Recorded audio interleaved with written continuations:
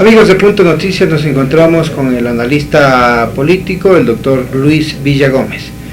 Las elecciones pasaron, se espera bastante de la Asamblea. Bienvenido, don Luis.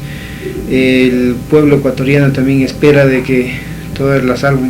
aguas ya se calmen en torno a la confrontación permanente que también tenía el Ejecutivo. ¿Cómo miras tú el panorama político de nuestro país? Bueno, al igual, antes que nada, Víctor, muchas gracias por la oportunidad,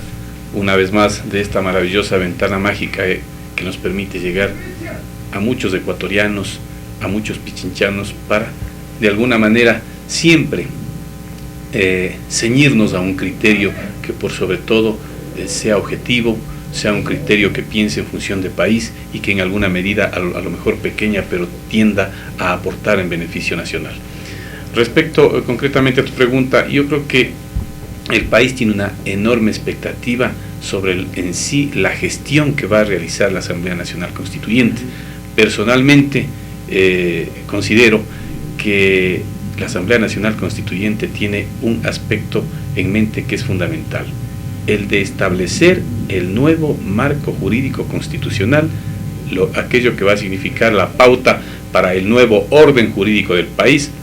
y, por qué no decirlo, para el nuevo enrumbamiento de la nación en términos generales. Y ahora, ¿cómo miras tú en el ámbito jurídico ya el tema de la Asamblea Nacional Constituyente? ¿Va a provocar verdaderos cambios en nuestra Constitución o simplemente será una Constitución como la del 97? Bueno, la Constitución del 97 tiene cosas buenas y tiene una que otra cosa algo ambiguas, pero no podemos dejar por ello de desconocer que también la Constitución del 97 fue elaborada por gentes valiosas, por importantes abogados, juristas de la nación, que sí le dieron un tinte de realmente de enrumbamiento positivo para la nación. Yo creo que más importante que cambiar de constitución cada 6, 10 o 20 años es entender que una constitución tiene que gozar del principio fundamental de reglamentación. Esto es tener un carácter de aplicabilidad, esto es tener un principio de objetividad dentro de lo que es su existencia. Una constitución que no tiene reglamentación, que no tiene poder coercitivo, es una letra muerta, porque aplicarla o no aplicarla, violarla o no violarla, resulta igual. Una constitución que esté reglamentada, evidentemente, o se cumple, y si no se cumple, quien no la cumpla tendrá que recibir la sanción del caso.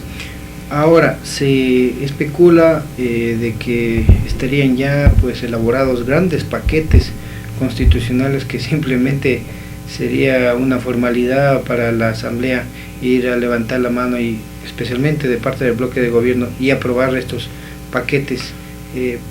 Se quedaría en segundo plano el trabajo de la Asamblea según como está determinado ya. Sí, penosamente yo creo que uno de los aspectos que hay que entender como fundamental en la vida es que exista la diversidad de ideas, el aporte de conceptos que nazcan con una perspectiva distinta, siempre pensando en función del país, pero también con la posibilidad de crear la diversidad del pensamiento. Cuando existe una sola corriente que va a ser la dominante, obviamente las cosas van a tomar un rumbo determinado y penosamente a lo mejor nos vamos a ver enfrascados en una corriente unilateral, lo cual difícilmente va a permitir que exista la posibilidad de, en el buen sentido de la palabra, discrepar para beneficio nacional. La Asamblea Nacional, pues se especula, estaría cerrando el Congreso Nacional. ¿Cuál es tu criterio en referencia a este tema? Bueno, penosamente aquí sí hay que hacer un análisis absolutamente objetivo. Hablar de las organizaciones, o más bien de los organismos del Estado, de los diferentes poderes del Estado, es hablar de la legitimidad de estos constituidos a base de la voluntad de un pueblo. El momento en que existe un Congreso Nacional es de entender por un principio elemental de lógica racional que éste tiene que gozar de absoluta legitimidad. El momento en que éste ha sido deslegitimado, obviamente ha perdido su razón de ser. La legitimidad no es otra cosa que contar con la fusión del soporte de las dos normas fundamentales, que son la norma jurídica y la norma ética y moral, juntas, las que hacen que un organismo goce realmente del principio de legitimidad. Y el actual Congreso, nos guste o no nos guste, tenemos que asumir que realmente no goza de legitimidad por varios aspectos que el país los conoce de sobra, y yo creo que en ese caso es muy posible que la Asamblea tome alguna decisión relacionada con su disolución, con su punto final como gestión misma de Congreso. Pero más allá de eso, hoy por hoy escuchaba yo en algún noticiero que había una protesta por parte de los empleados del Congreso Nacional. Esto tiene un matiz diferente, porque quienes han deslegitimado al Congreso no son los funcionarios de carrera, no son los funcionarios que realizan otro tipo de trabajo, que es la parte administrativa. Yo creo que en ese sentido hay que tener mucho ojo y tener la capacidad de diseccionar, si cabe la expresión, o de discernir más bien el tema a otro nivel. Que se concluya la labor de los legisladores como tal por X tipo de situaciones, por su falta de ejecutividad, por su falta de gestión como tales, por su falta de cumplimiento con el mandante, que es el pueblo ecuatoriano, que les designó para que legislen y fiscalicen, y a lo mejor si no han cumplido con aquello, eso es una cosa. Otra cosa es que se bote a la calle a una enorme cantidad de funcionarios, de servidores que han venido trabajando de manera honesta, de manera cumplida, de manera eficiente, en beneficio de la gestión, de lo que pudo haber sido la gestión de los legisladores, si es que esta habría sido positiva, obviamente. ¿Que se vaya solo el Congreso o la Corte Suprema de Justicia también, los organismos de control nombrados también por el Congreso Nacional meses anteriores? Bueno, se podría aducir el hecho de que lo actuado por un Congreso poco legítimo o más bien dicho ilegítimo,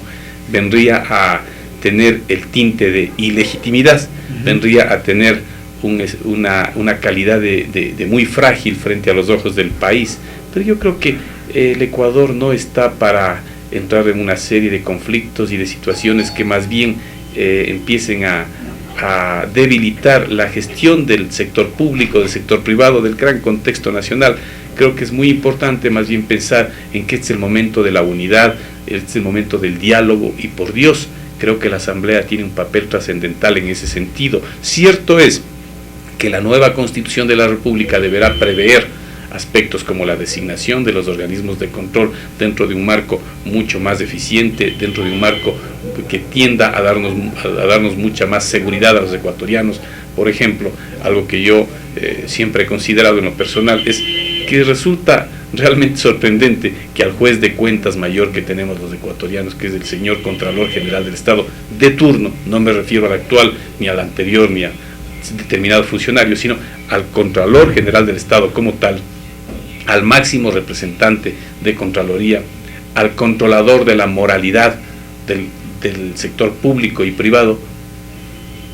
se le designe como resultado, como decían algunos buenos amigos abogados en algún momento, como resultado de las típicas componendas de turno del Congreso Nacional. Yo creo que si el juez de cuentas mayor del Estado es designado por los políticos de turno y sus mayorías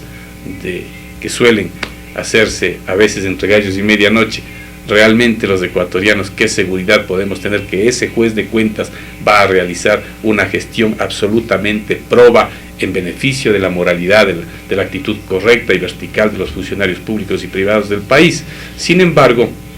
esto se lo ha venido haciendo, y creo que es hora de que se tome una actitud distinta con respecto a funcionarios como el Contralor, y no solamente como el Contralor, sino como los funcionarios de los diferentes organismos de control, que más bien se tienda, por ejemplo, a hacer un escogitamiento tipo cooptación, en base al mérito, en base a su hoja de vida, en base a su comportamiento de capacidad